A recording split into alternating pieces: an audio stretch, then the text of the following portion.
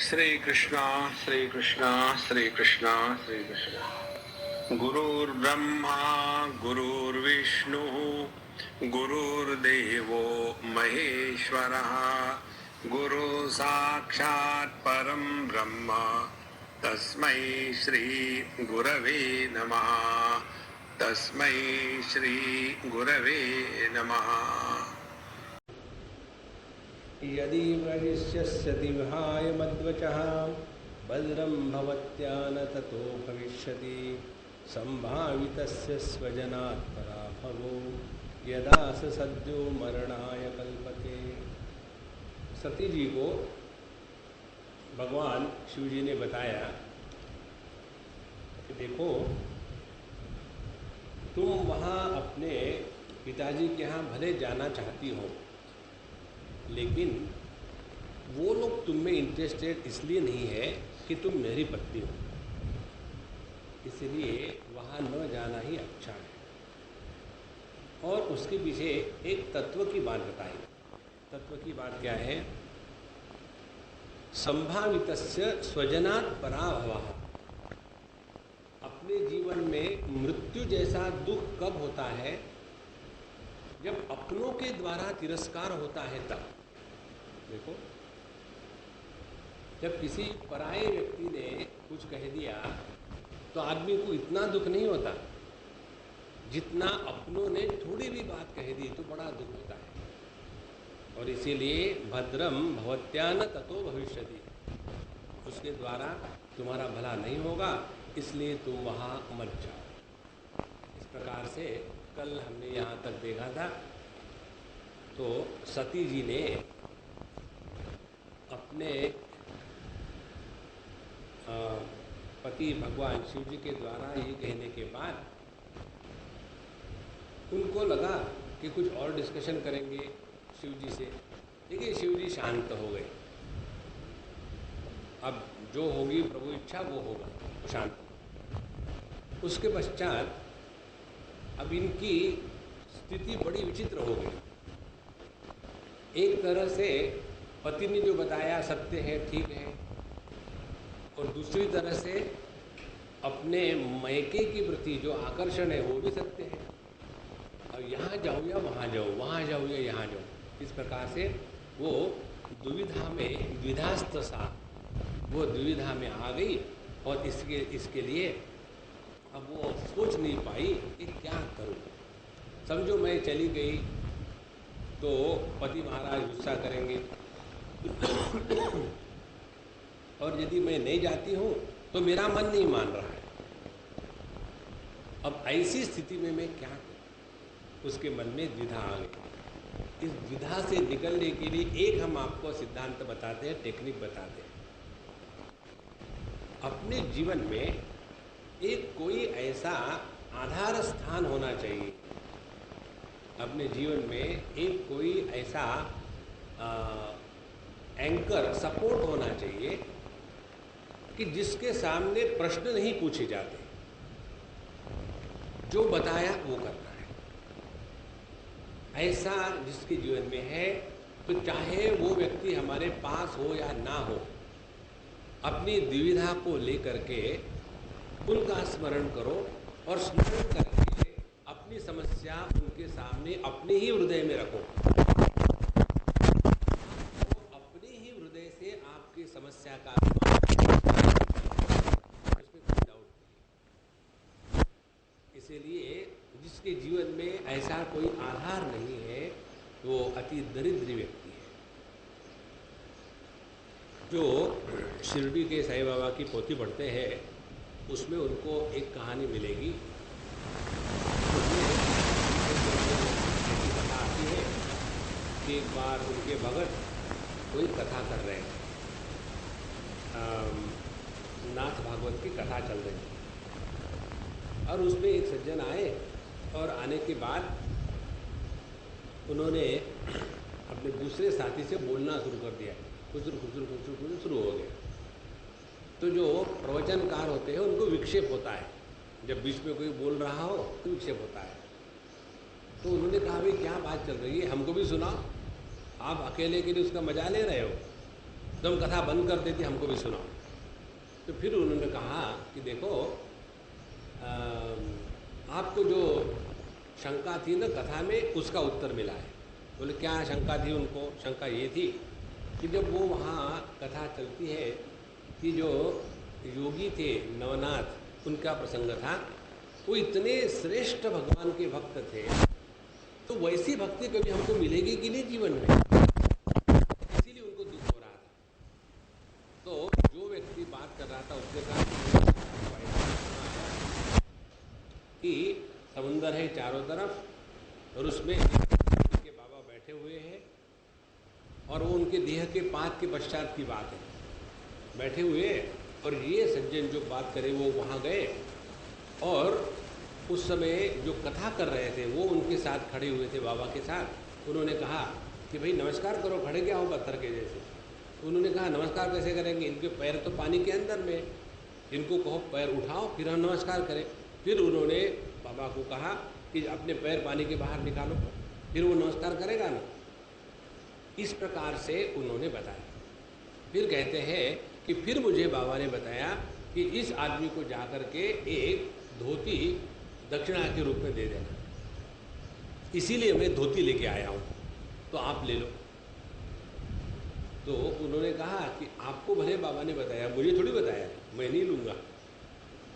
फिर उनका सिद्धांत ये था, जीवन में जो भी करेंगे उसका जो विकल्प है, दो विकल्प, उसकी चिट्ठियाँ वो उनके चरणों पर रख देते थे, ले या ना ले। और चिट्ठियाँ उनके चरणों पर रख दी और रखने के बाद फिर उन्होंने वहाँ बच्चे को बुलाया, बेटा एक चिट्ठी उठाओ और उसमें जो निर्णय होगा वो हम जीवन में स्वीकार करेंगे।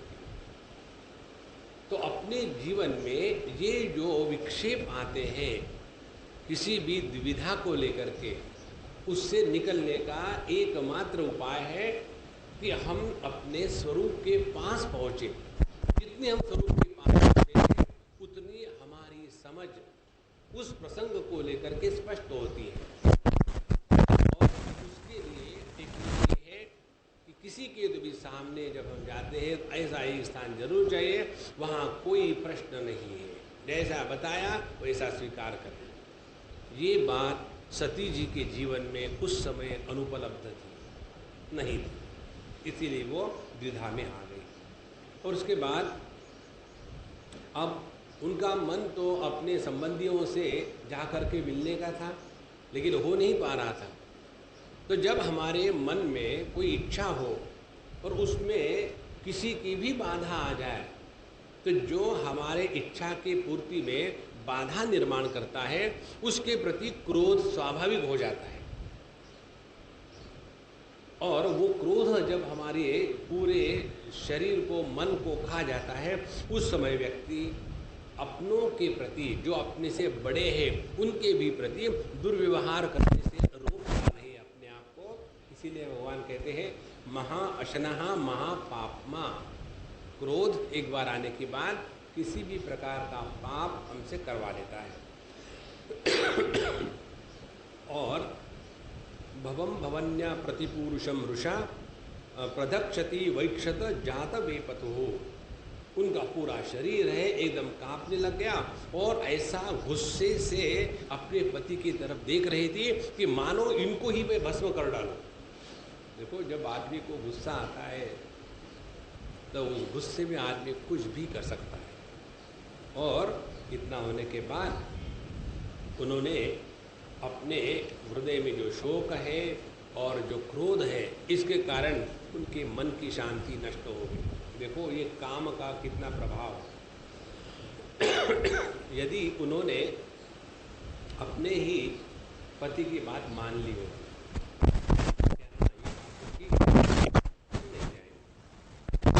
लेकिन माने तो फिर भगवान की लीला कैसी चले। तो उन्होंने वहाँ जाकर के अपना निश्चय कर लिया, अब तो मैं जाऊंगी चाहे जो हो जाए। और वो वहाँ से निकल पड़ी और अपने पिताजी के घर चल पड़ी। जब वो चल पड़ी तो बाकी के जो लोग थे, नंदी इत्यादि, उन्होंने देखा मालकन अकेली जा रही है।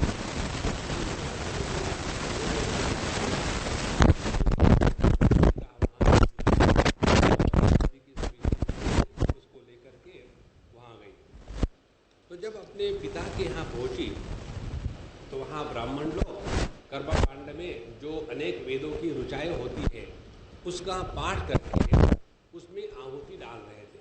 उसमें स्पष्ट लिखा है, जब ये ब्राह्मण लोग आहुति डाल रहे थे वेदों का मंत्रों का उच्चारण करके, तो उनमें कंपटीशन होती है, मेरी आवाज़ बड़ी कि तुम्हारी आवाज़ बड़ी। एक बात समझ लेना, कर्म कोई भी करो, आप कितना भी श्रेष्ठ कर्म करो, उस कर्म का अभिमान हमको निश्चित नीचे गिराता ही है। चाहे हम अपने घर को अच्छा रखें, साफ सुथरा, तो उसका भी अभिमान हो जाता है। हम तो अपने घर पर I don't know how people live like that. यदि हम अपने घर में स्वयं खाना बनाते हो तो उसका भी अभिमान। कोई भी करो, जो लोग अनेक प्रकार के पूजा पोथी इत्यादि बड़े बड़े आयोजन करते हैं, तो ये जो अनेक यज्ञों के आयोजन करने वाले हैं उनमें भी काफ़ी परेशानी होती है। When I conducted that yajna, it was not like this. I am very systematic, I am very methodical.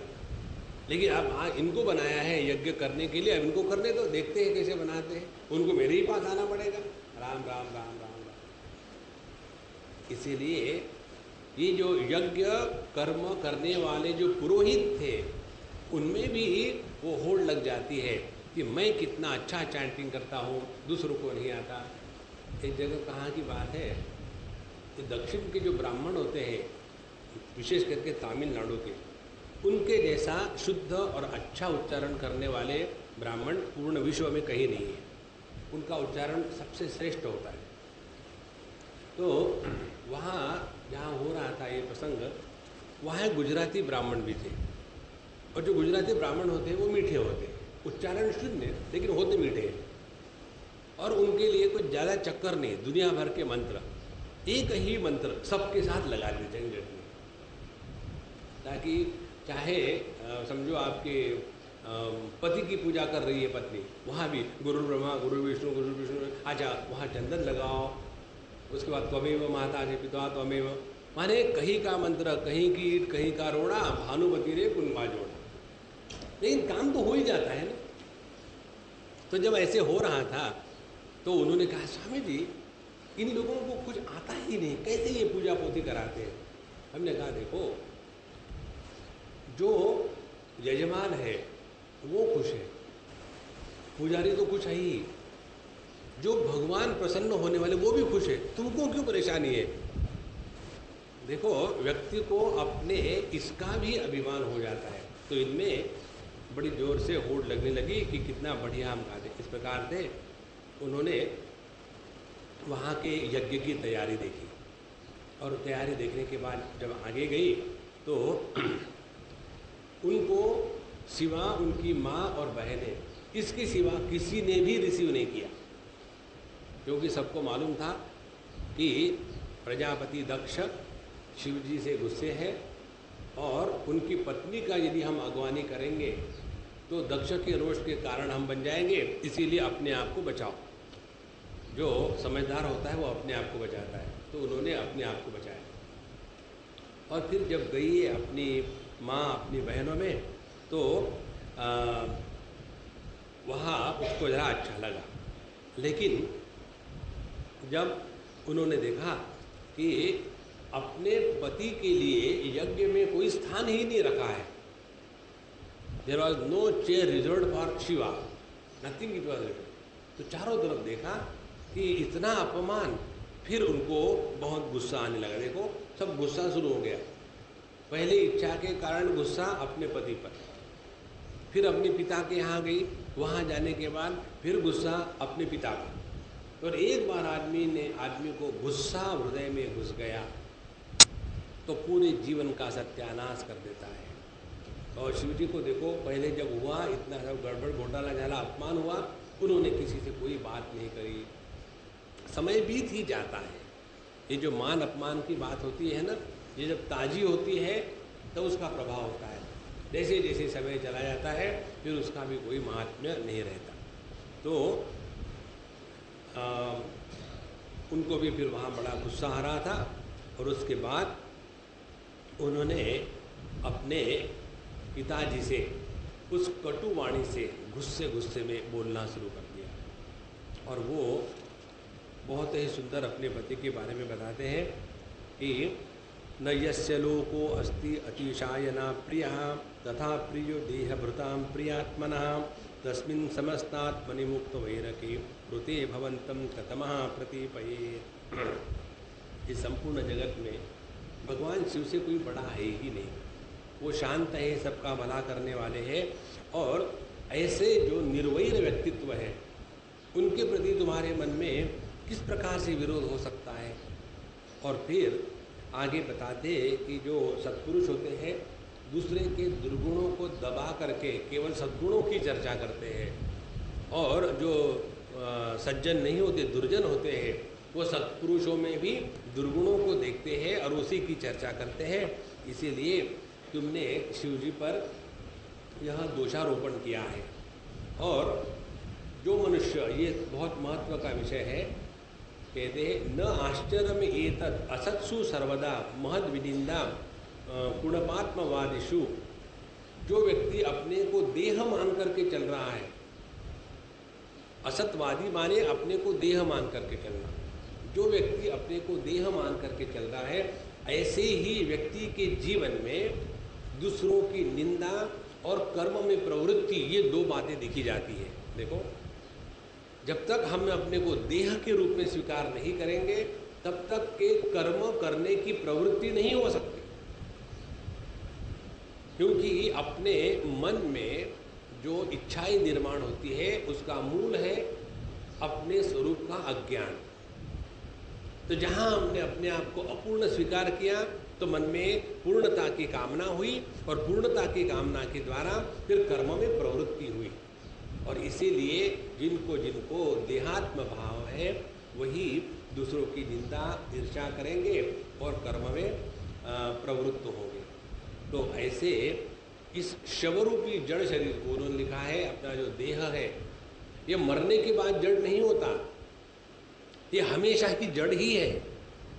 देखो कितनी सुंदर बात है। यदि ये बात हृदय में बैठ जाए तो व्यक्ति कभी भी अपने देह को लेकर के और दूसरे को देह को लेकर के कभी भी दुखी नहीं होगा। ये एक महत्व की बात बता दूं, अपनी यही की बात है। एक बार अपने बंसी काका मर गए थे। एक बार माने एक ही बार मरते लोग, दो बार तो कोई मर नहीं, ऐसे कैसे लोग 2 बार के 1000 बार मरते हैं।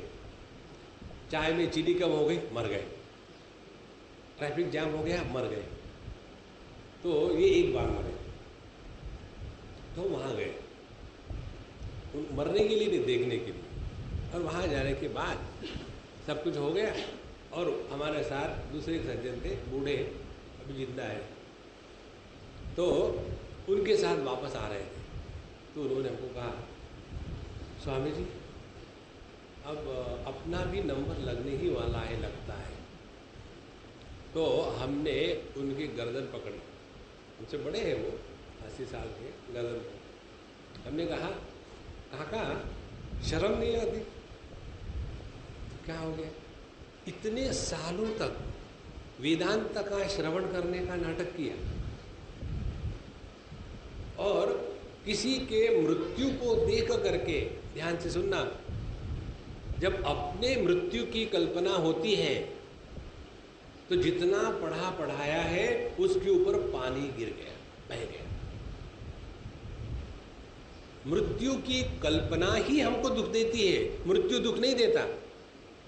मर के देखो, आपको दुख नहीं होगा, दूसरे को दुख होगा।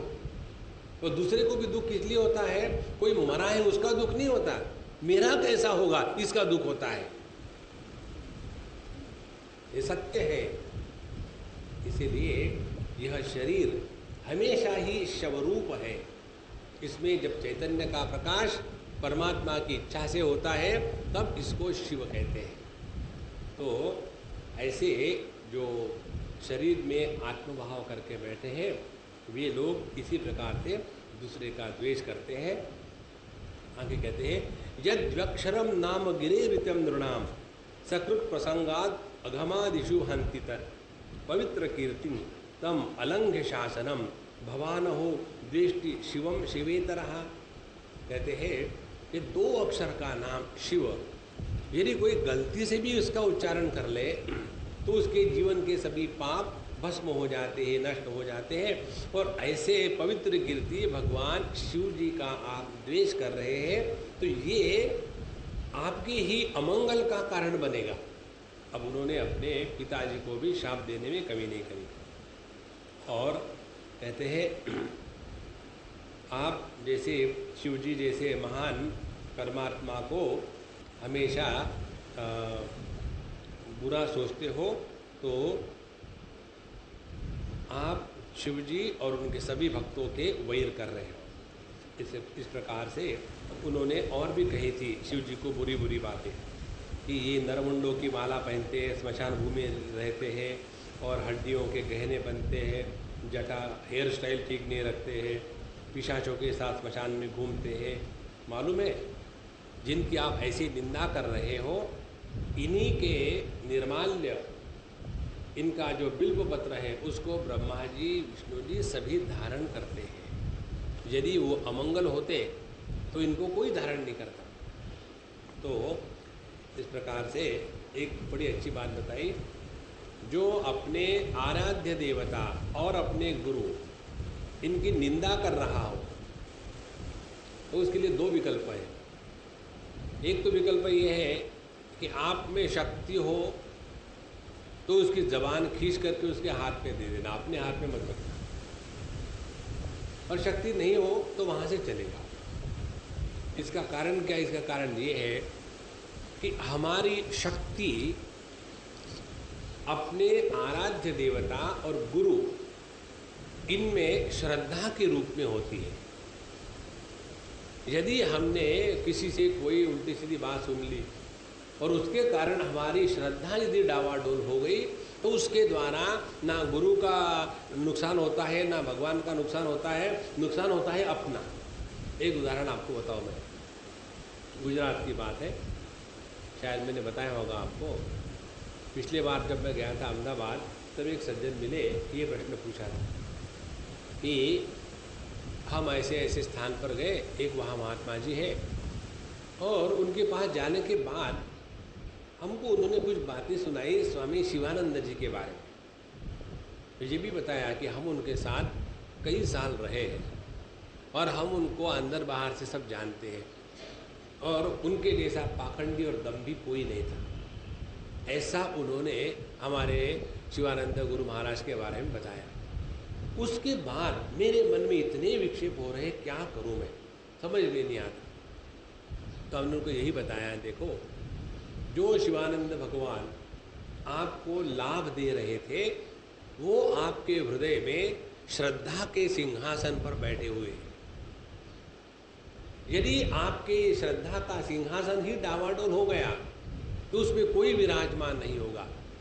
इसीलिए जो आपके गुरु की निंदा करते हैं उनके प्रति दुर्वैर नहीं, उनके प्रति वैर ना हो, उनसे दूर हो जाओ। और ये बात स्पष्ट मन में रखो कि जो गुरु हमको मदद करते हैं वह स्थूल देह नहीं होता। गुरु मदद करते हैं जब हमारे हृदय में आत्म रूप से अभिव्यक्त होने लग जाते हैं। गुरु की आत्म रूप से साधक के जीवन में जो अभिव्यक्ति है उसको कहते हैं गुरु के प्रति श्रद्धा। इसीलिए यो ये श्रद्धा स एव सहा, किसी भी कारण से अपनी श्रद्धा पर जहाँ कुछ आँच आने वाली है वहाँ से या तो चले जाए, नहीं तो उसको अपनी परीक्षा समझ ले। जैसे हमको आगे बढ़ना है तो सबसे बड़ी आवश्यकता क्या है? वो ये है कि हम परीक्षा में बैठे। परीक्षा में बैठे नहीं तो कैसे पता चलेगा कि हमारा ज्ञान पक्का है कि नहीं? उसी प्रकार से अपनी श्रद्धा को ठीक करने के लिए भगवान हमारे जीवन में ऐसी ऐसी समस्या खड़े कर देते हैं कि हमारे ही मन में अपने गुरु या इष्ट के प्रति अश्रद्धा सी निर्माण हो जाती है। इस प्रकार से उन्होंने कहा कि अपने स्वामी की निंदा ना सुने और आपने भगवान नीलकंठ की बड़ी निंदा की है, इसलिए आपका बनाया हुआ यह जो निंदित देह है इसको मैं नहीं रखना चाहती। जैसे कोई गलती से आदमी गलत चीज़ खा जाए तो एकदम उल्टी करके निकाल देता है, उसी प्रकार से गलती से मैंने ये देह को स्वीकार किया है, अब इस देह को मैं निकाल देती हूँ। और इस प्रकार से उन्होंने अनेक प्रकार की बातें बोल करके फिर ये निर्णय ले लिया है कि अब मैं यहाँ से अपने देह से निकलने वाली हूँ, क्योंकि मैं कितना भी भूलने का प्रयत्न करूँगी और यदि मेरे पति ने मुझे बुलाया, हे दाक्षायणी, हे दक्ष कन्या, तो मुझे 10 बार याद आएगा कि ये वही देह है, उसने निर्माण किया है कि जिसने मेरे पति का अपमान किया था। इसलिए यदि पति और पिता इन दोनों में अनबन बने तो पत्नी, वो लड़की को चाहिए कि हमेशा अपने पति के साथ रहे, ये बहुत आवश्यक है। इसके बारे में दूसरा एक मैं आपको अनुभव बताता हूँ। एक हमारी अम्मा है, उसके लड़के की शादी उस लड़के ने अपने माँ की पसंद की लड़की से की, बहुत अच्छा लड़का है, और इतना सब होने के बाद भी 6 महीने के अंदर में वो लड़की ने अपने रंग दिखाना शुरू कर दिए और बेचारा ये लड़का दोनों के बीच में आ गया। ऊपर से जो ब्लेड है, कैंची का ब्लेड होता है, ऊपर का था पत्नी का, नीचे का था माँ का, दोनों के बीच में सुपारी के जैसे कटने को तैयार। तो उस समय इस माँ ने उसको बुलाया बेटे को और कहा कि देखो बेटा, जिंदगी भर तुमको अपने पत्नी के साथ रहना है, हम कितने दिन रहेंगे, इसीलिए तुमको अपने पत्नी के साथ योग्य रिलेशन रखने हैं। जहाँ तक कि मेरा सवाल है, मुझे तुमको सिद्ध करने की कोई आवश्यकता नहीं कि तुम मेरे से प्रेम करते हो, कोई आवश्यकता, मैं जानती हूँ तुम क्या हो, इसीलिए अपने आप को पत्नी के साथ रखो। देखो, इसको कहते हैं शास्त्रों का अध्ययन, सत्संग का प्रभाव पॉजिटिवली हुआ है। नहीं तो कई जगह में ये जो माताएं होती है, जब तक माताएं रहती तब तक ठीक है, जहाँ वो लीगल हो जाती है, और वो भी लीगल माताएं 2 प्रकार की है। लीगल माताएं माने मदर इन लॉ, 2 प्रकार की है। जब एक माँ अपने लड़के के शादी के बाद जब सास होती है तब बहू की सांस फुलाती है, और जब वही माँ अपने लड़की के शादी के बाद सास बनती है तो अपने वो क्या कहते हैं सन इन लॉ को एकदम गोद में लेकर के घूमने को तैयार है। पता नहीं ये क्या विचित्र है, ये होता जरूर है ऐसा। इसीलिए जिनको केवल लड़कियां हैं वो उनकी शादियों के बाद सुखी रहते हैं और जिनको लड़का है, घर में बहू आ गई तो बहू माने बहुत, वहाँ तो साइलेंट है, जैसे पति तो उसमें तो साइलेंट है तो पति बन जाता है, उसी प्रकार से बहुत में तो साइलेंट है, तो जहाँ बहू घर में आ गई बहुत परेशानी शुरू हो गई। इसीलिए भगवान को अगले बार, अगले जन्म में केवल लड़कियाँ मांगना, लड़के मत मांगना, परेशान कर। लड़कियाँ कम से कम परेशान कर रही हो, एक बार उनको किसी बैल के साथ बांध दिया तो हाथ छुट्टी हो गई, फिर आपको चक्कर नहीं है। नारायण। अच्छा महाराज, उसके बाद उन्होंने अपने देह को त्यागने का निश्चय कर लिया। मैत्रेय जी बताते हैं उन्होंने किस प्रकार से अपने देह को त्यागा। ये सब योग की प्रक्रिया है। ये योग की प्रक्रिया इतनी सुंदर है। पहले आसन स्थिर किया, योग्य प्रकार के आसन पर बैठ करके, उसके बाद ये भगवत गीता के 4th अध्याय में विषय आता है, उन्होंने प्राण अपान को दोनों को नाभि में केंद्रित किया। प्राण ऊपर होते हैं, अपान नीचे होता है। इन दोनों को केंद्रित करके प्राण अपान का जब एकीकरण होता है तब कुंडलिनी शक्ति जागृत हो जाती है, और फिर उन्होंने उस शक्ति को, प्राण को अपने हृदय में अनाहत में ले आए, फिर भ्रू मध्य में ले आए। वो होने के बाद उन्होंने फिर उदान वायु के साथ अपने सभी शक्तियों को इकट्ठा करके अग्नि पर धारणा की और वायु पर धारणा की। अग्नि और वायु इन दोनों की धारणा करने से उनके पूरे देह में अपने आप अग्नि प्रज्वलित हो गया। और फिर अग्नि का प्रज्वलन होने के बाद फिर उन्होंने उसी योग की साधना के द्वारा प्रज्वलित अग्नि में अपने देह का नाश कर दिया। इस प्रकार से इन्होंने अपने देह का त्याग किया। अब ध्यान से सुनना, जब व्यक्ति आत्महत्या करता है और जब समाधि लेता है, जैसे हमारे संत ज्ञानेश्वर महाराज ने संजीवनी समाधि ली या कोई जल समाधि लेते हैं, तो ये जो समाधि लेना है और आत्महत्या है, क्या दोनों समान है? नहीं। जो आत्महत्या है उसमें हम बाहर के चीज़ों का आधार लेकर के शरीर का नाश करते हैं, इसीलिए उसको हत्या कहते हैं। और योग साधना में या समाधि के अभ्यास में बाहर के किसी चीज़ों पर अवलंबन नहीं है, हम अपने ही हृदय में उस प्रकृति के महान तत्व को जागृत करके ये प्रकृति का जो बनाया हुआ देह है उसको उसके हवाले कर देते हैं। इसीलिए जब किसी की चीज़ लेकर के वापस कर दी तो उसको आत्महत्या नहीं कहेंगे, इसलिए यहाँ उन्होंने आत्महत्या नहीं करी, उन्होंने अपने देह का त्याग कर दिया है। अच्छा महाराज, जब ऐसी बात हुई कि चारों तरफ एकदम हाहाकार हो गया कि किस प्रकार से सती ने अपने देह का त्याग कर दिया है, तो ये सब जब हुआ तो इसके कारण जहाँ भी जितने भी वहाँ शिव जी के पार्षद इत्यादि थे उनको बड़ा गुस्सा आया और वो पूरे यज्ञ में जितने भी सब चीज़ें थी उसको नष्ट धष्ट करने लग गए। तो वहाँ भृगु जी भी थे ब्राह्मण, तो उन्होंने वेद के मंत्रों के द्वारा यज्ञ में आहुति डाली और उस आहुति के प्रभाव से वहाँ अनेक प्रकार के रुभु नाम के तेजस्वी देवता प्रकट हो गए और वो रुभु देवताओं ने फिर शिव जी की जितने पार्षद इत्यादि हैं उन सबको हरा करके भगा दिया। अब ये आगे चलती है कथा। जब ऐसा हुआ तो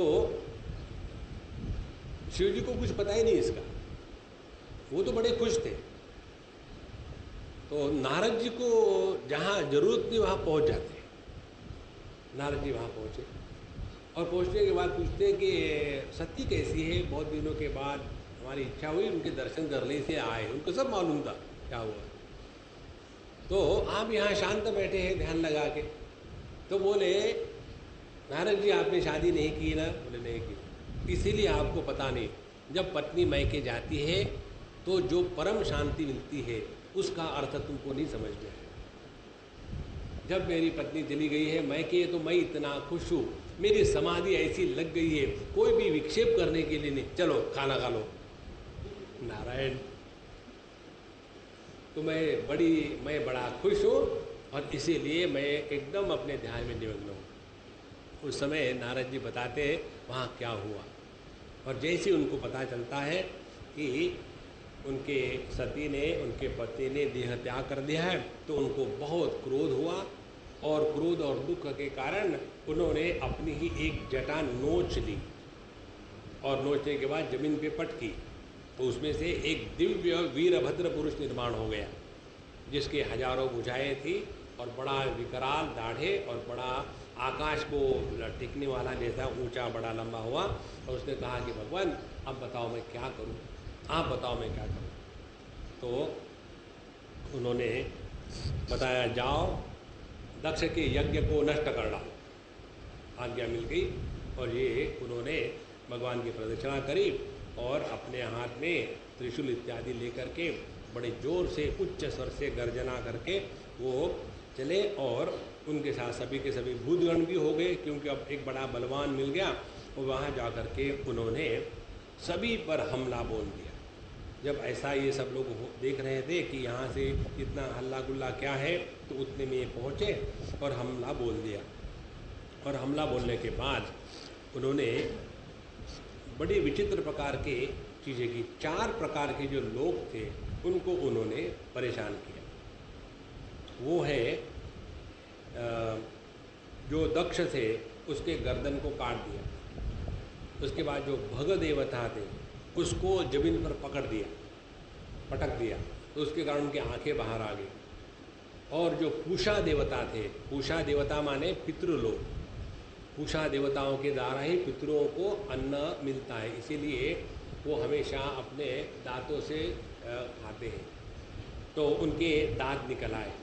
इस प्रकार से हर एक को कुछ ना कुछ गालियाँ और परेशानी हुई। ये सब होने के बाद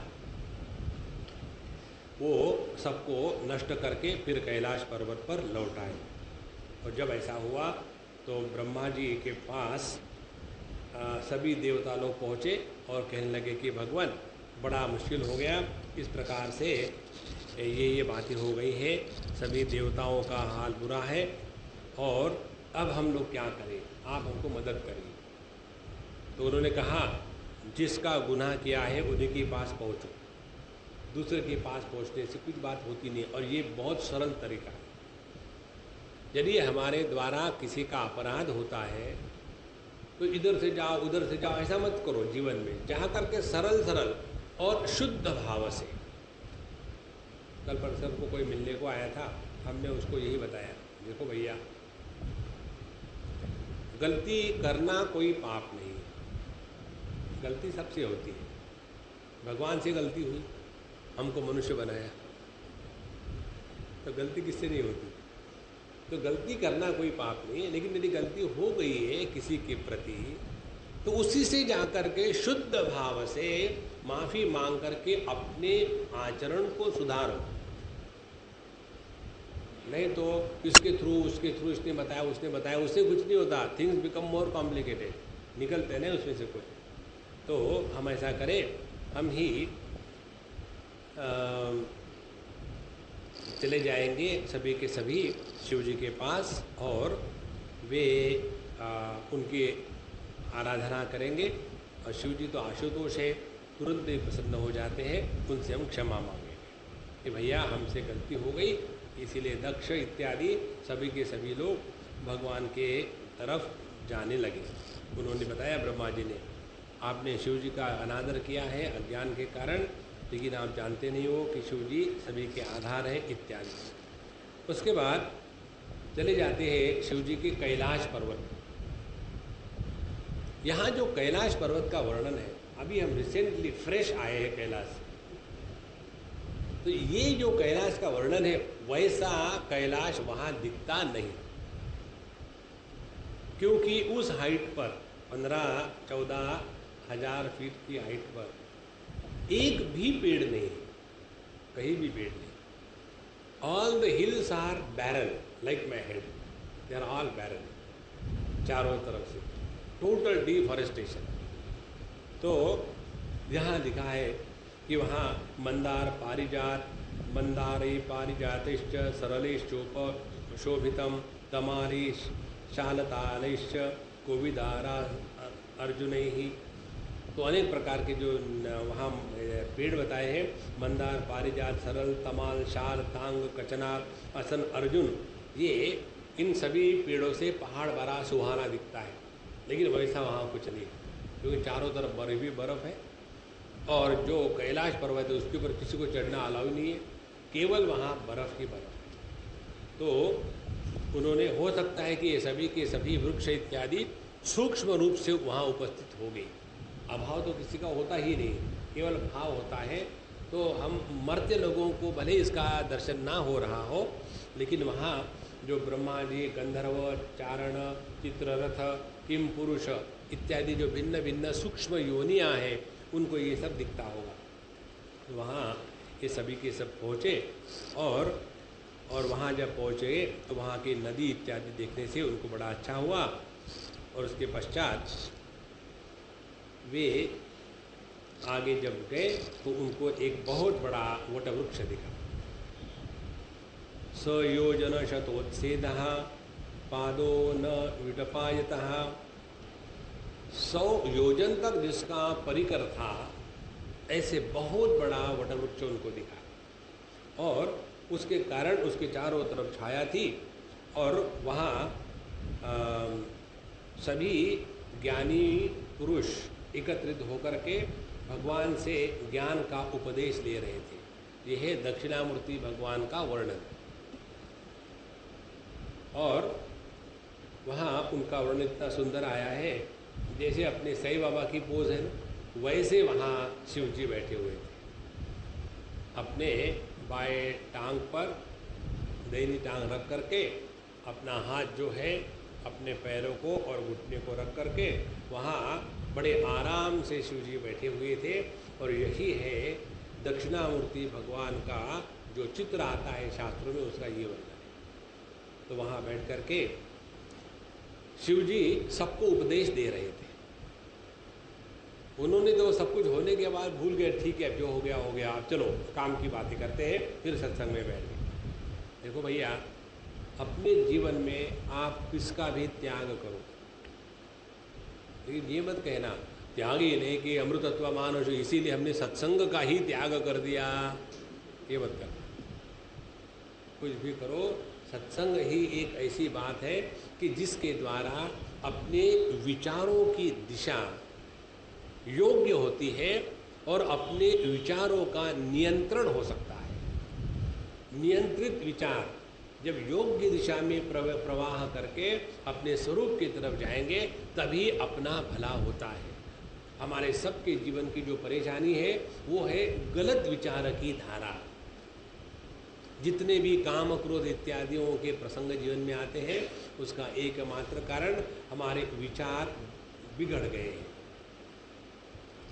जैसे कल हम एक बच्चे से बात कर रहे थे, कुछ दुर्घटना होने के कारण उसको गुस्सा आ गया, इतना भगवान का किया, इसका यही फल मिला। तो हमने कहा देखो, विचार ऐसा करो कि जिस विचार के द्वारा अपना सत्यानाश ना हो। जैसे हमने उसको उदाहरण दिया, ये एक लड़का है, उसका किसी लड़की से प्यार है और उस लड़की ने उसको धोखा दे दिया, होती है उसके लिए वो धोखा दे दिया। अब धोखा देने के बाद अब उसके दो विकल्प उपलब्ध हैं। एक तो वो लड़का जा कर के मैखाने में जा कर के शराब पीना शुरू कर दे। अब दिल ही टूट गया, मर के क्या ओके जी के क्या करेंगे, क्योंकि मर के भी क्या करेंगे। एक तो उसने ये पक्ष ले लिया और दूसरा पक्ष ये है कि ये उसके जीवन में घटना आने के बाद उसके हृदय में वैराग्य का जागरण हुआ कि जगत में जिसको जिसको आप मेरा करके पकड़ो, ध्यान से सुनना, इस जगत में आप जिसको भी मेरा करके पकड़ो वही आपके दुख का कारण बनता है ना मजे की बात। यदि हम अपने जीवन के प्रत्येक प्रसंग से, अच्छा या बुरा, कोई बात सीखे तो वो जो प्रसंग है हमारे जीवन को सुधारता है, बिगाड़ता नहीं। और यदि हम अपने जीवन के दुखों से कुछ सीखे नहीं, उसको रिएक्ट करें, तो उसके द्वारा हम अपना सत्यानाश कर लेते हैं। हम रिएक्ट क्यों करते हैं रिएक्शन इसलिए करते हैं कि हमने अपने जीवन को केवल इस देह के आयु के अनुसार ही सीमित समझा है। ये बात जिस दिन दिमाग में उतर आएगी ना संतो, समझ लेना भगवान की असीम कृपा हो गई। भगवान के शब्द हैं चतुर्थ अध्याय के, भगवद गीता में कहते हैं, बहूनि मे व्यतीतानि जन्मानि तव चार्जुन तान्यहम वेद सर्वाणि न त्वं वेत्थ परंतप। हे अर्जुन, तुमने और मैंने बहुत जन्म लिए, फर्क ये है उन सबको मैं जानता हूँ और तुम नहीं जानते। तो जहाँ हमने अपने को इस देह में रहने वाला न समझ करके इस प्रकार से समझ लिया है, ऐसे कई देह मैंने धारण किए। अब देखो जरा ध्यान से सुनना, एक दोना है और उस दोने में समझो पानी या तेल है और उसको आप हाथ पे लेकर जा रहे हैं, थोड़ी हवा भी आई तो पानी के आधार से दोना हाथ पर रहेगा, गिरेगा नहीं नीचे। और यदि कोरा दोना, उसमें कुछ नहीं हो, तो थोड़ी भी हवा आएगी तो दोनों को उठा के ले जाएगी। अब ये इसमें ये बताओ किसका आधार कौन है? दोने ने तेल को पकड़ा है कि तेल ने दोने को पकड़ा है? उसी प्रकार से हमको लगता है कि हम देह के अंदर में हैं, लेकिन वास्तविकता क्या है? देह को आधार हमको प्राण देते हैं, प्राण को आधार मन शक्ति देती है, मन को आधार बुद्धि तत्व देता है, बुद्धि को आधार चैतन्य देता है, और चैतन्य परमात्मा की अभिव्यक्ति है। देखो एकदम उल्टा हो गया विचार। जैसे हम पृथ्वी पर बैठे हैं तो कैसे लगता है कि पृथ्वी पर समुद्र है। असलियत क्या है? असलियत है समुद्र में पृथ्वी है, और उस पानी को आधार दे रहा है जल अग्नि तत्व। हमारा अभी का अनुभव क्या है कि अग्नि पर पानी डालो तो अग्नि बुझ जाता है, लेकिन वास्तविकता क्या है? वास्तविकता ये है कि पानी को आधार देती है अग्नि, और उसके बाद अग्नि को आधार दे रहा है वायु तत्व। अभी हमारा अनुभव क्या है? यदि अग्नि प्रज्वलित हो और जोर से हवा आ जाए तो वो अग्नि को बुझा देती है, लेकिन वास्तविकता उल्टी है। देखो पूरा विजन ही बदल जाता है। और ये जो आकाश तत्व है ये इन सबको आधार दे रहा है, और इसीलिए जो भगवत गीता का श्लोक आता है 2 अध्याय में, नैनम छिन्दन्ति शस्त्राणि नैनम दहति पावकः न चैनम क्लेदयन्त्यापः न शोषयति मारुतः। तो पृथ्वी, जल, अग्नि और वायु, इन चारों का प्रभाव आकाश पर नहीं होता, तो जो आधार है वो आधेय के द्वारा प्रभावित नहीं होता। देखो महाराज,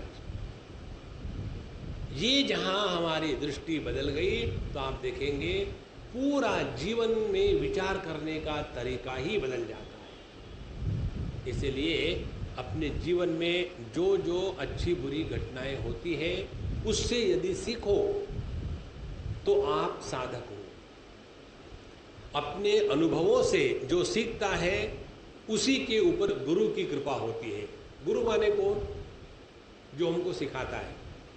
लेकिन हम यदि अडेल टट्टू हो, सीखने को तैयार ही नहीं, तो महागुरु आएगा तो वो भी वॉकआउट करके चला जाएगा, भाई इससे अपना नहीं बन सकता। इसलिए अपने जीवन के सभी अनुभूतियों से यदि हम सीखेंगे तो व्यक्ति का मन शांत रहता है। और ये प्रक्रिया होती है सत्संगत्वे निस्संगत्वम, निस्संगत्वे निर्मोहत्वम, निर्मोहत्वे निश्चलतत्वम, निश्चलतत्वे जीवन मुक्ति। भज गोविंदम भज गोविंदम। देखो भैया, कुछ भी हो जाए अपने जीवन में सत्संग का त्याग मत करो। हमारे भोले बाबा को क्या चाहिए दुनिया में?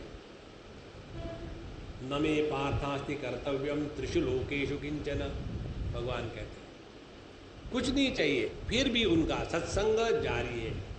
तो भगवान दक्षिणामूर्ति जी के रूप में उस विशाल चित्रम वटतरोर्मूले वृद्धा शिष्या गुरुर्युवा, गुरोस्तु मौनम व्याख्यानम शिष्यास्तु छिन्न संशयाः, ऐसे कैलाश पर्वत पर उस वट वृक्ष के नीचे वहाँ भगवान शिव जी आराम से बैठे हुए हैं। और वहाँ काफ़ी सुंदर वर्णन है, आप पढ़ लेना। उसके बाद वहाँ उन्होंने, नारद जी ने उनको प्रश्न पूछा ब्रह्म तत्व का उपदेश करने के लिए। और वहाँ आता है कृत्वोरो दक्षिणे सव्यम पादपद्मं च जानुनी बाहो प्रकोष्ठे लक्ष्यमाना आसीनम तर्कमुद्रया। ये दक्षिणामूर्ति का वर्णन है कि उन्होंने अपना जो दाहिना पैर है उसको अपने बाएं जानुनी माने घुटना उसके ऊपर रखा है, और अपना हाथ इस प्रकार से रखा है, बायां हाथ पैर के ऊपर में, उसके उंगलियों पर। जो दाहिना हाथ है उसकी तर्क मुद्रा का तात्पर्य है ज्ञान मुद्रा। तो ज्ञान मुद्रा ये होती है, इसमें एक तो होती है तर्जनी, दूसरा होता है अंगूठा, और बाकी है 3 उंगलियां। तो ये 5 उंगलियों का प्रयोजन क्या है? ये है हमारा अन्नमय कोश, दूसरा है प्राणमय कोश, तीसरा है मनोमय कोश। ये तीनों हमारे उपकरण हैं। देह रहने का स्थान है, प्राण बिजली है और मन फोन है।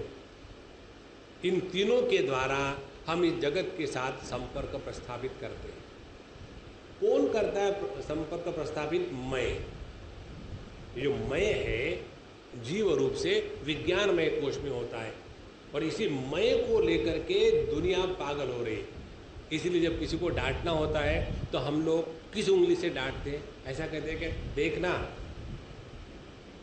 तो बोले ओके, उस डांट में मजा नहीं आता। यहाँ दूसरी उंगली ले लो, देखो मैं तुम्हारी टांग तोड़ूंगा, ठीक है होके आओ। छोटी उंगली दिखाई, होके आओ। तो ये जो तर्जनी है, यहाँ जीव का निवास है। तो ये जो जीव है और ये जो अंगूठा है, ये है आनंदमय कोश। आनंदमय कोश का तात्पर्य क्या है? यहाँ ये 4 उंगलियों की गति इस अंगूठे के ही सहारे से होती है। अंगूठा किसी का कट जाता है तो उसको देखो खाने पीने में कितनी मुश्किल आ जाएगी। जब तक अंगूठा है तब तक इसका महत्व समझ में नहीं आता, जब वो खत्म हो जाएगा तब समझ में आ जाएगा। तो ये जो अपना जीव भाव है, ये जो आनंद है, परमानंद है, परमात्मा है, उसमें समर्पित कर देना है। तो जहाँ हमारा जीव भाव परमात्मा में समर्पित हुआ, ये कब समर्पित होगा? जब इन तीनों से उपरत होगा तब। तो ये जो ज्ञान मुद्रा है, इस ज्ञान मुद्रा में सभी का सभी शास्त्रों का जितना उपदेश है वो इस एक मुद्रा में आ गया। तो ज्ञान मुद्राय कृष्णाय, भगवद गीता के उसमें भी ध्यान श्लोक में भी इसी प्रकार का वर्णन आता है। तो उन्होंने तर्क मुद्रा से सबको ब्रह्मचित्त का अनुभव करा रहे हैं और इस प्रकार से भगवान वहाँ शांत बैठे हुए और सत्संग चल रहा है। जब उन्होंने देखा कि ब्रह्मा जी आए हैं सभी देवताओं को, दक्ष को साथ में लेकर के, तो उन्होंने, देखो महत्व की बात, उन्होंने उनका गुस्सा नहीं किया। वाई लेट, हमारा सत्संग चल रहा, तुम लेट क्यों आ गए? बाहर खड़े हो जाओ, don't come out now, come afterwards. उनका प्रॉब्लम मालूम है क्या है? उनका सत्संग कोई खत्म ही नहीं होता, वो तो अखंड चल रहा है, क्योंकि वहाँ शिव जी को भी दूसरा कुछ काम नहीं है। उसके बाद जो सुनने वाले हैं, सनक, सनंदन, सनातन, सनत कुमार, उनको भी कुछ काम नहीं। सभी के सभी जो बेकार होते हैं वो सत्संग में आते हैं। हाँ, हमको लग ही रहा है नारायण। तो वहाँ सत्संग चल रहा था। जब ये ब्रह्मा जी इत्यादि आ गए तो शिव जी ने उठ करके उनका आदर के साथ स्वागत किया। देखो, बड़ों का आदर करना, इससे बढ़ करके और कोई सभ्यता नहीं है। कौन बड़े हैं? 4 प्रकार से हमसे कोई बड़ा होता है। एक तो होता है देह से, हमसे कोई उम्र से बड़ा है, बड़ा हो गया। दूसरा होता है पैसे से, वो भी हमसे बड़ा है, उसका भी आदर करो। तीसरा होता है सामर्थ्य से, किसी के पास बड़ी ताकत है तो उसको हमेशा अच्छे मूड में रखना है, काम में आएगा, नमस्कार करो। और चौथा होता है ज्ञान वृद्ध, ज्ञान से बड़ा होता है। तो इस जगत में प्रत्येक व्यक्ति जो आपके सामने आता है, किसी ना किसी प्रकार से बड़ा आपको मिलेगा ही। लेकिन समझो कोई ऐसा है कि जो उम्र में भी बड़ा नहीं है, पैसे से भी बड़ा नहीं है, शक्ति से भी बड़ा नहीं है, ज्ञान से भी बड़ा नहीं है। कौन? जैसे मेरा लड़का। हर एक के सामने यही समस्या है। तो उसको कैसा आदर करें? उसका आदर करने का तरीका है उसमें परमात्मा का दर्शन करो। हमने उस दिन आपको बताया था, बड़ा सुंदर विचार है ये। Every body, not everybody, every body is a mobile temple of God. हम लोग मोबाइल रखते हैं, कितना काम का आता है। उसी प्रकार से ये सब मोबाइल टेम्पल ऑफ गॉड है, हमको कहीं जाने की जरूरत नहीं, वो मंदिर चल के आया, हाँ कर लो दर्शन। देखो कितना मजा है। जितना हम इस चीज को हृदय में रखेंगे, अपने आप हृदय में आदर का वातावरण हमेशा बना रहेगा। ध्यान से सुनना, जहां हमारे हृदय में आदर का वातावरण बना रहेगा, आपका मन प्रसन्न रहेगा। जिस हृदय में आदर नहीं होता, उस हृदय में दुख का अनुभव होता है। और ये सभी बातें सत्संग में सीखनी है। तो शिव जी के सत्संग में ब्रह्मा जी इत्यादि सब लोग पहुँचे, तो शिव जी ने उठ करके उनको झुक कर के प्रणाम किया। सतु उपलभ्य आगत आत्मयोनिम सुरासुरेश्वरे अभिवंदिताग्रही उत्थाय चक्रे शिरसा अभिवदन। देखो, उठ करके उन्होंने अपने सिर को झुका करके उनका प्रणाम किया, उनका आदर किया और उनकी अगवानी की। उसके बाद जितने भी वहाँ सत्संग सुनने को बैठे हुए थे, उन्होंने भी उठ करके उन सब का आदर किया। ध्यान से सुनना, यद्यदाचरति श्रेष्ठः तत्तदेवेतरो जनः स यत् प्रमाणं कुरुते लोकाः तदनुवर्तते। ये गाने के लिए बड़ा अच्छा लगता है। यदि जैसे हम लोग यहाँ बैठे हुए और कोई ना कोई नियम से लेट आता ही है, हर एक के अपने अपने नियम होते हैं, क्या करें आप।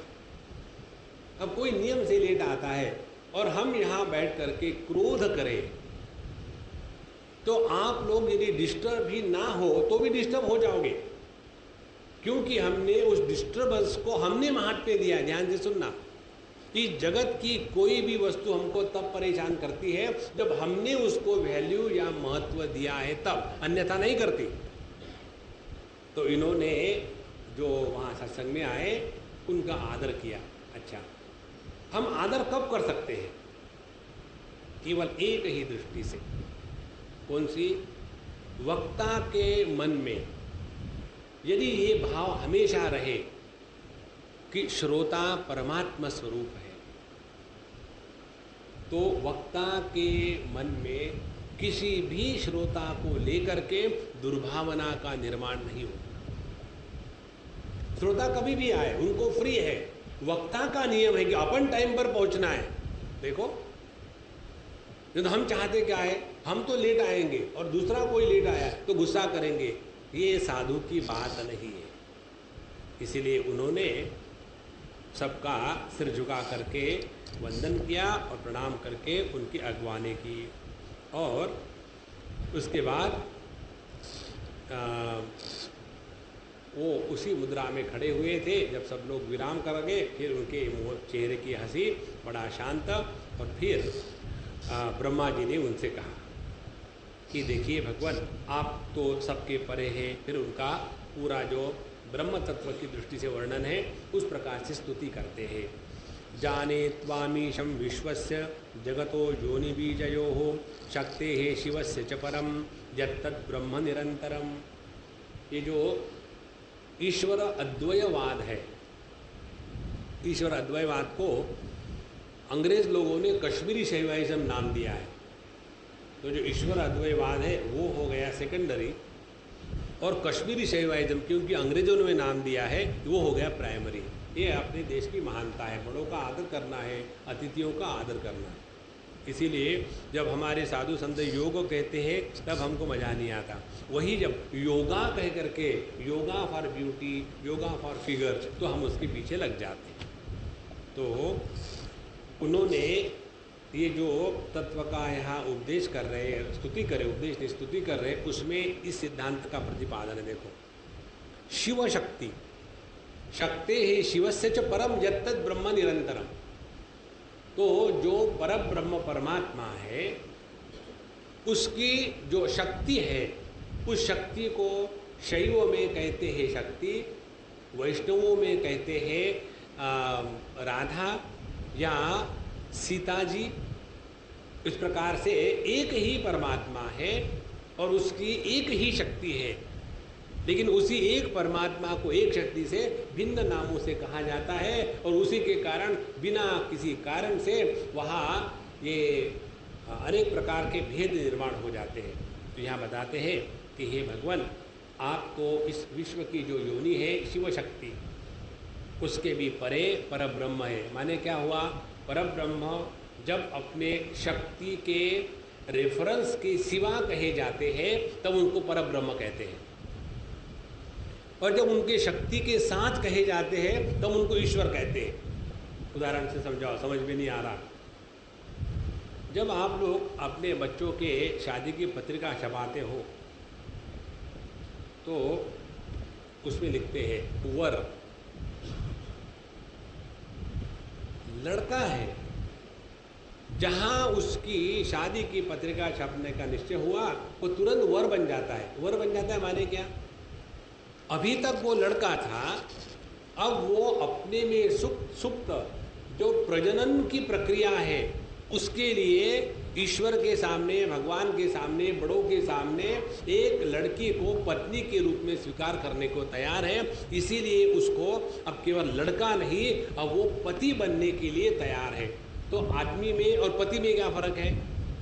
तो जब हम अपने प्रजनन की प्रक्रिया को जागृत करके बोलेंगे तो पति है, और जब उसका त्याग कर देंगे तो आदमी है।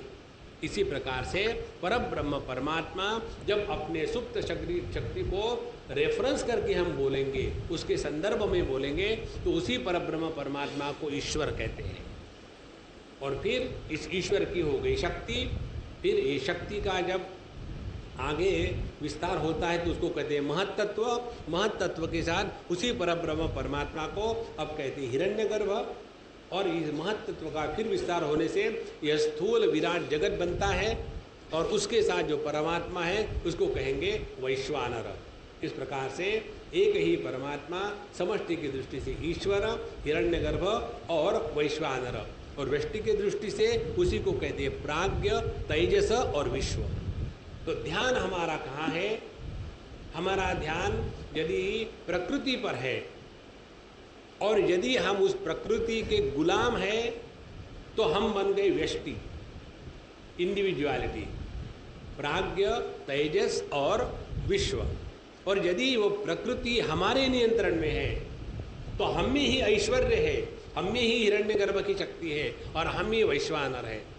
इसलिए ये जो ज्ञान है इसको यदि स्पष्टता आ जाए अपने जीवन में तो आप देखेंगे ध्यान करने के लिए झगड़ा नहीं करना पड़ता, अपने मन से एक क्षण में लग जाता है। इसीलिए ये जितनी भी स्तुतियाँ हैं, इन स्तुतियों में तत्व का चिंतन होता है, भगवान की करुणा का वर्णन होता है, और अपने साधना की भी क्रम होते हैं। स्तुतियों के अनेक प्रकार हैं। अच्छा महाराज, तो आप ऐसे एक रस परमात्मा परब्रह्म हो, और त्वमेव भगवान एतत् शिव शक्त्यो हो स्वरूपयो हो विश्वं सूर्यसी पाच्यसे क्रीडन पूर्णपटो यथा। ये मंत्र आ जाता है हमारे मुंडकोपनिषद में। वहाँ बताते हैं, क्या बताते हैं? यथोर्णनाभिसृजते गृह्णते च यथा पृथिव्याम ओषधयः यथा शतपुरुषात् केशलोमानि तथा अक्षरात् सृजति विश्वम इह। जैसे जो पूर्ण नाभि माने मकड़ी होती है, वो अपने ही मुख से धागा निकाल करके अपना मकान बनाती है, तो मकान बनाने वाली भी वो है और उसको लगने वाला ईंट पत्थर भी वो ही। जिस प्रकार से पृथ्वी जड़ है, उससे चेतना युक्त पेड़ निकलते हैं, जिस प्रकार से मनुष्य देह चैतन्य है लेकिन उससे जड़ बाल निकलते हैं, उसी प्रकार से एक ही अक्षर तत्व से यह जड़ चेतनात्मक विश्व की निर्मित होती है। देखो कितने सुंदर उदाहरण दिए। जड़ पृथ्वी से चैतन्य की अभिव्यक्ति, और चैतन्य पुरुष से जड़ बालों की अभिव्यक्ति। इसका कारण क्या है? इसका कारण ये है कि परमात्मा इस जगत का अभिन्न निमित्त उपादान कारण है, the simultaneous causal and material cause of this world. इस प्रकार से उन्होंने भगवान शिव जी की स्तुति करी। अब देखो, ये स्तुति का तात्पर्य क्या है मालूम है? ऐसी स्तुतियाँ जो होती है इसका तात्पर्य ये है, हम अपने तत्व के चिंतन को निरंतर जागृत रखते हैं। नहीं तो हमेशा ऐसी स्तुति करें, भगवान बच्चा ऐसा है, बच्ची ऐसी है, इसका ये हो गया, उसका वो हो गया। ऐसी यदि हमेशा प्रार्थना करते रहेंगे तो उस प्रार्थना के द्वारा हम और दुखी होंगे। ठीक है, KG1 KG2 में यदि आपको गिनती करनी है तो 1 chocolate, 2 chocolate, 3 chocolate, 4 chocolate, mummy और कितनी चॉकलेट है? They are not interested in counting. ध्यान तो चॉकलेट पर है ना।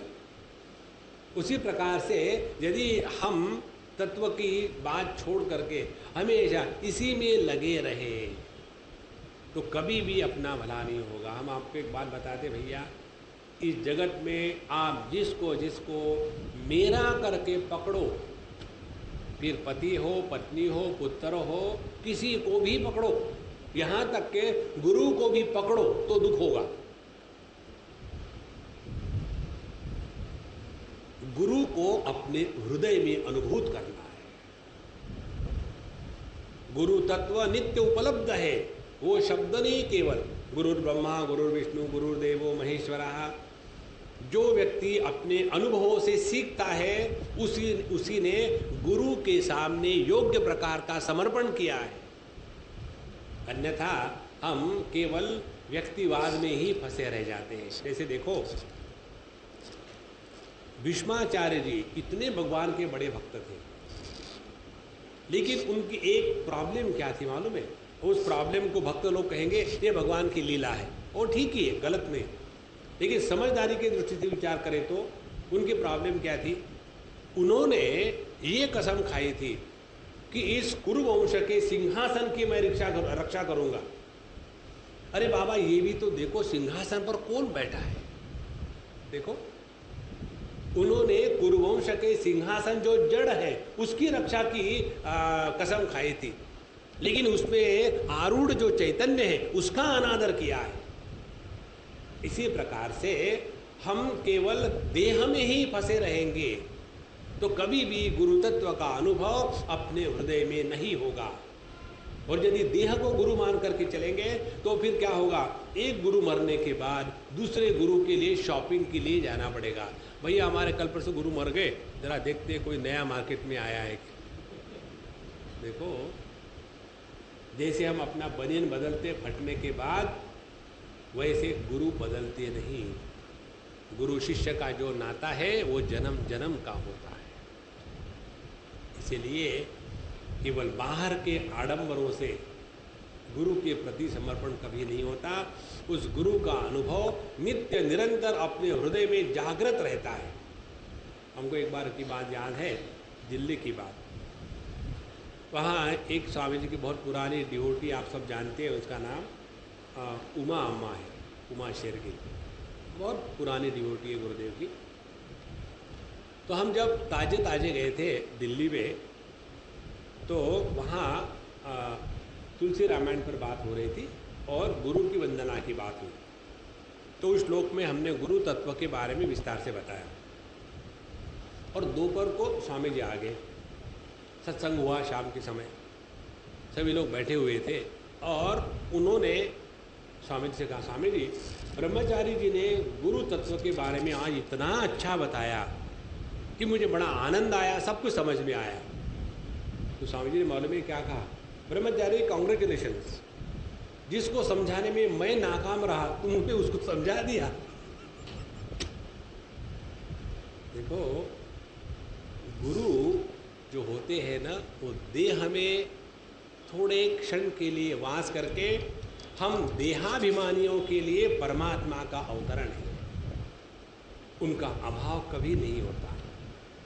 जिन्होंने अपने गुरु के अभाव को स्वीकार किया है, उन्होंने अपने गुरु को बाटा ब्रांड गुरु स्वीकार किया। जिस गुरु का अभाव होता है वो गुरु नहीं होते, वो नित्य उपलब्ध परमात्मा तत्व है। अच्छा महाराज, उन्होंने इस प्रकार से भगवान की प्रार्थना करी और उसमें कहते हैं कि आप ही संपूर्ण सृष्टि के निर्माता, सब संपूर्ण सृष्टि के पालनकर्ता और नाशकर्ता हो। पाश्यसी क्रीडन कूढ़पतो यथा। और आप ही के बताए हुए धर्म मार्ग के अनुसार सभी के सभी लोग वर्णाश्रम की मर्यादा में भी रहते हैं। इसलिए आप जो गलत प्रकार के कर्म करते हैं उनको नरक में भेजते हो, और जो सत्कर्म करते हैं उनको सत्कर्मों के फलों के रूप में स्वर्ग इत्यादि की प्राप्ति होती है। और आप ऐसे नित्य अपने स्वरूप में जो स्थित है, ऐसे आपको कभी भी क्रोध नहीं आता। उन्होंने उनसे काम निकलवाना है तो ऐसी कुछ बात करनी ही पड़ेगी। तो जो व्यक्ति आत्मभेद से नहीं देखता, तैत्तिरीयोपनिषद का मंत्र है, अथ उदरम अंतरम कुरुते तस्य भयम गतो भवति। जहाँ हमारे ज्ञान में उदरम थोड़ा भी अंतरम कुरुते दूसरेपन की भावना निर्माण हो गई तो समझ लेना चैतन्य का अधपतन मन के स्तर पर हो गया है। ये इस चीज़ को समझ लो, बहुत सुंदर विचार है ये। जिस ज्ञान में वृत्ति का प्राधान्य है उस ज्ञान में द्वैत की निष्पत्ति है। जिस ज्ञान में वृत्ति का अभाव है उस ज्ञान में अद्वैत की निष्पत्ति है।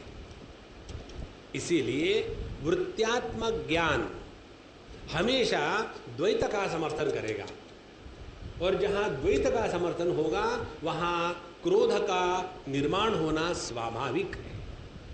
देखो कितनी महत्व की बात। इसीलिए अपने मन के विचारों के द्वारा प्रभावित न होकर के इन विचारों का जो आधार है, विचार रहित मन को ही चैतन्य कहते हैं।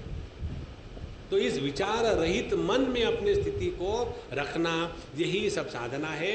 और जो नित्य निरंतर अपने स्वतंत्रता से, ध्यान से सुनना, अपने स्वतंत्रता से, जैसा जिनको डिप्लोमेटिक कार्ड होता है, वीज़ा, जिनको डिप्लोमेटिक वीज़ा है वो उस देश में जब मर्जी आए चले जाए, जब मर्जी आए वापस आ जाए, उनको 10 बार चेकिंग नहीं होता। उसी प्रकार से जिनको ये स्वातंत्र प्राप्त हुआ है, जब मर्जी आए तब हम इस मन को आवाहन करके द्वैत में खेले, और जब मर्जी आए द्वैत का निराकरण करके अपने स्वरूप में आ जाए। इसको हमारे संत ज्ञानेश्वर महाराज बड़े सुंदर शब्दों में लिखते हैं। अमृतानुभव के प्रथम अध्याय में विचार आता है, उसमें कहते हैं यदि अद्वैत की इन्वेस्टमेंट प्रोटेक्टेड रहे और द्वैत के डिविडेंड्स मिले तो क्या नुकसान है। इस प्रकार से जिसने अपने पर पूर्ण रूप से नियंत्रण किया है, ऐसे ही भगवान आपको क्रोध कैसे आ सकता है। तो जो भेद बुद्धि के कारण इस द्वैत में फंसे हुए हैं वही लोग कर्म में आ सकते हैं, और उनका चित्त हमेशा दूसरे का भला देख करके, दूसरे की तरक्की देख करके दुखी रहता है। लेकिन हे भगवान, आप तो महापुरुष है, आप परमात्मा है। इसलिए बेचारे जो देहात्म बुद्धि से फंसे हुए देवता इत्यादि, ध्यान से सुनना, केवल मनुष्य ही देहात्म बुद्धि से फंसा हुआ नहीं है। जो स्थिति एक छिपकली की है, छिपकली माने लिजर्ड, जितनी सहजता से एक जीव छिपकली के साथ तादात्म्य करके छिपकली के रूप में रहता है, उतनी ही सहजता से वही जीव उच्च योनियों में जाकर के देव देवता कुबेर इत्यादियों के रूप में जाकर के उसमें तादात्म्य होकर के वैसा ही रहता है। तो जीव का देह के साथ तादात्म्य ये सामान्य आधार है। यदि हमारा अनुभव का क्षेत्र सूक्ष्म हो, जैसे देवताओं के अनुभव स्थूल देह से ऊपर होकर के होते हैं, जो गंधर्व है उनके अनुभव स्थूल देह से रहित होकर के होते हैं, जो किम पुरुष है वो अपने देह को, स्थूल देह को धारण भी कर सकते हैं, उनको कहते हैं काम रूप। जब चाहे देह को धारण कर लिया, जब चाहे देह का त्याग कर दिया, लेकिन सभी के सभी है देह के साथ ही तादात्म्य करने वाले। इसीलिए कहते हैं कि जो व्यक्ति इस प्रकार से देह के साथ तादात्म्य करके रहते हैं उनके द्वारा गलतियां होगी, लेकिन आप तो सत्पुरुष है, भगवान हो स्वयं, इसीलिए आप उन पर क्रोध मत करिएगा और आप उन पर कृपा करिए। इस प्रकार से इन्होंने भले ही गलतियां की हो, आपने इनकी यज्ञ को उद्ध्वस्त कर दिया है, लेकिन अब कुछ भी करके ऐसा करिए कि दक्ष का सर उसको मिल जाए, उसके बाद भृगु ऋषि की दाढ़ी उनको मिल जाए। इसीलिए भृगु ऋषि की जो दाढ़ी है ना, वो है बकरे के दाढ़ी की जैसी। बकरे की दाढ़ी माने क्या? जिनको हमारे जैसी दाढ़ी नहीं होती, समझाने के लिए बता रहा हूँ। तो बकरे की दाढ़ी कैसे? केवल यहाँ फ्रेंच कट, जो नेचुरल फ्रेंच कट है वो बकरे की दाढ़ी है, कि जिनको यहाँ बाल नहीं होंगे और फिर यहाँ रहेंगे उसको, और फिर वो बकरे की दाढ़ी होने के कारण मैं करते रहेंगे नारायण। तो कहते उनको जीवताद्यम अद्यमानोयम प्रपद्येताक्षिणी भगः भृगोः श्मश्रुणी रोहंतु कुशो दंताश्च पूर्ववर्त। ये चार जो मुख्य थे उनको काफ़ी परेशानी हुई थी, बाकी देवताओं के अंग भंग हो गए थे। चार कौन कौन थे? कहते हैं कि ये जो यजमान दक्ष है ये मरा है तो उठ जाए, जो भग देवता है उसको नेत्र प्राप्त होवे, उसके बाद जो भृगु जी है उनकी दाढ़ी मूछ नोच ली गई थी उसको लिया जाए, और पूषा जो है उसके दांत नॉर्मल हो जाए। तो उनको आगे जा कर के उपदेश देते हैं कि जो दक्ष है उसके ऊपर बकरे का सिर लगाया जाता, और जो पूषा देवता है वो यजमान के मुख से खाएंगे। इसीलिए पूषा माने पितृलोक। इसीलिए हमारे शास्त्रों में जो लिखा है, श्राद्ध के समय जब हम ब्राह्मणों को खिलाते हैं तब उस ब्राह्मणों के मुख से अपने जो पितर है पितृलोक में उनको वो प्राप्त हो जाता है। और ये सब बातें शास्त्र सम्मत है। हर जगह में अपना नॉर्मल मॉडर्न आउटलुक नहीं लाना चाहिए, नहीं तो ये पंडितों को खाना खिला करके क्या मिलता है, उसके सिवा तो हम चले जाएंगे यतीम खाने में, या सभी भिखारियों को इकट्ठा करेंगे उनको खाना खिलाएंगे, तो आप शास्त्र की हानि कर रहे हो। जो चीज़ शास्त्र सम्मत है, जिसके बारे में ज्ञान हमको शास्त्रों से प्राप्त हुआ है, उसका ही आदर करना है, अन्यथा हम अपने मर्जी से शास्त्रों के अर्थ निकालेंगे और उसके द्वारा स्वयं का सत्यानाश होगा। इस प्रकार से आप यह यज्ञ पूरा हो जाए इस प्रकार से कुछ करिएगा भगवान।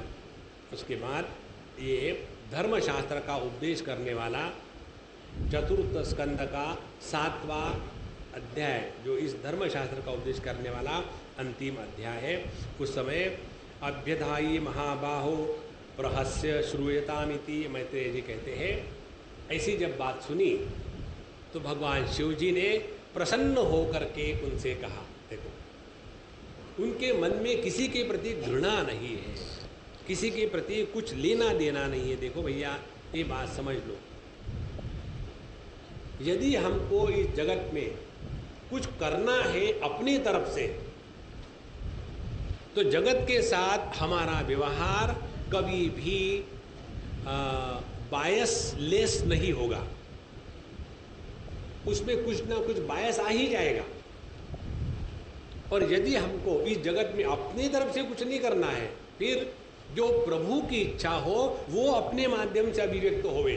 कैसे पता चले कि हम जो कर रहे हैं वो हमारी इच्छा से हो रहा है या भगवान की इच्छा से? ध्यान से सुनना। हमारे जो दादाजी है पांडुरंग शास्त्री आठवले जी महाराज, उनके विचार, उन्होंने जब अपना कार्य प्रारंभ किया तो सर्वपल्ली राधाकृष्णन जी और मदन मोहन मालवीय जी, इन्होंने इनको कहा था, उस समय वो जवान थे, कि आपके इस कार्य के लिए हम बड़े प्रसन्न हैं और इसके लिए जितना पैसा चाहिए हम प्रोवाइड करेंगे, लेकिन आप उसकी जो अपील लिखेंगे, अपील लिख करके हमको भेज देना, हम वहाँ पैसे सप्लाई करने का कार्य करेंगे।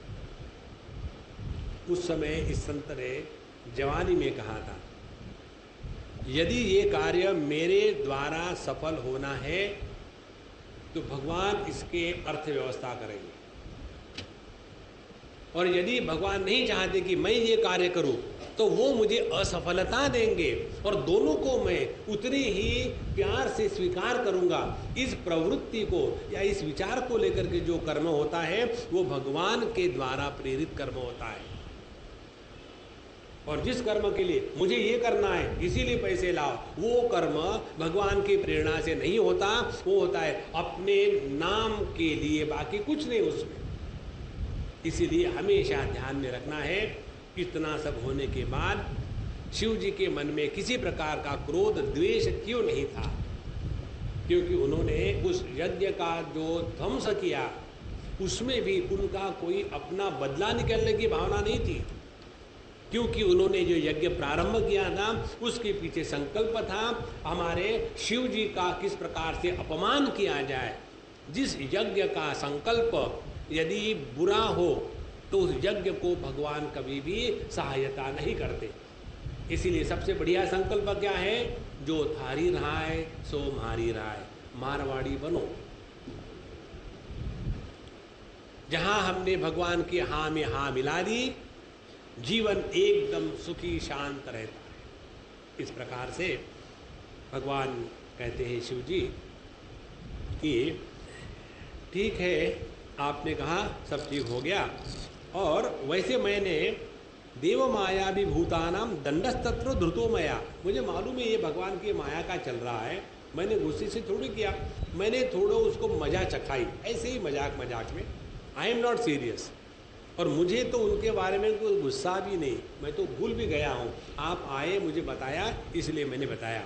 और फिर कहते ठीक है, अब जो दक्षा प्रजापति का असर जला है, प्रजापते है दग्ध शीर्षणः भवतु अजमुखम शिरहा, तो वहाँ जो बकरा लाया था बलि देने के लिए उसी को काट करके इसके सर पर रख दो।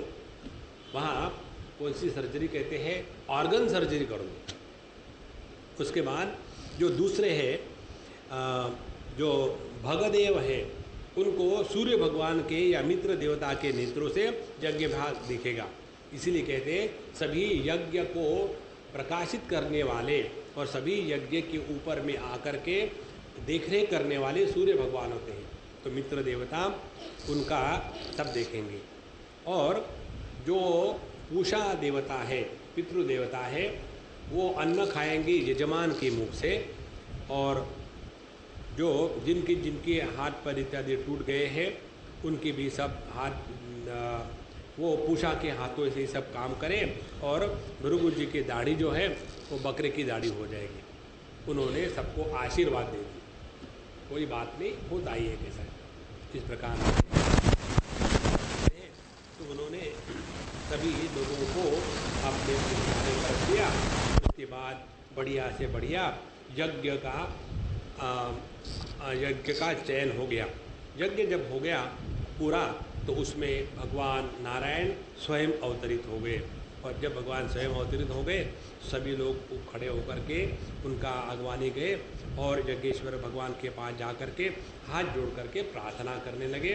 फिर उसमें दक्ष ने, उसका ऋत्विज, सदस्य, रुद्र, भृगु, ब्रह्मा, इंद्र, याज्ञिक की पत्नियां, ऋषि, सिद्ध, यजमान की पत्नी, लोकपाल, योगेश्वर और वेद, अग्निदेव, देवता, गंधर्व, विद्याधर, ब्राह्मण इत्यादि सभी ने भगवान के यज्ञ भगवान की स्तुति करी, प्रार्थना करी। अब इन सभी प्रार्थनाओं का यदि सूक्ष्मता से अभ्यास करें तो पता चलेगा किस प्रकार से प्रार्थना करी जाती है। इस प्रार्थना के 2-3 स्वरूप है। एक में तो अपने गलतियों की क्षमा यापन, दूसरे अपने को सुधारने का संकल्प, तीसरे भगवान के करुणा को पहचानना, चौथी बात अपने अंतःकरण में तत्व की जिज्ञासा। इस प्रकार से भगवान ने अपने स्वरूप के बारे में बताया, और ये सब होने के बाद यह यज्ञ पूरा हो गया और उनको बताया कि देखो हमेशा तुम्हारे बुद्धि में धर्म का निर्माण रहे, बुद्धि हमारी हमेशा धर्म के अनुसार चले। इस प्रकार से यह जो धर्म का प्रसंग है, इस चतुर्थ स्कंद में हम हमारे वैदिक धर्म के अनुसार धर्म अर्थ काम मोक्ष ये 4 पुरुषार्थों का वर्णन है। तो पहले हमने धर्म पुरुषार्थ का वर्णन आज पूरा किया है। कल से अर्थ पुरुषार्थ का वर्णन होगा और उसमें ध्रुव जी की कथा आएगी, उसको कल देखेंगे। अभी यहाँ विराम करते हैं। ओम पूर्णमदः पूर्णमिदं पूर्णात् पूर्णमुदच्यते पूर्णस्य पूर्णमादाय पूर्णमेवावशिष्यते। ओम शांति शांति शांति। हरि ओम। श्री गुरुभ्यो नमः। हरि ओम।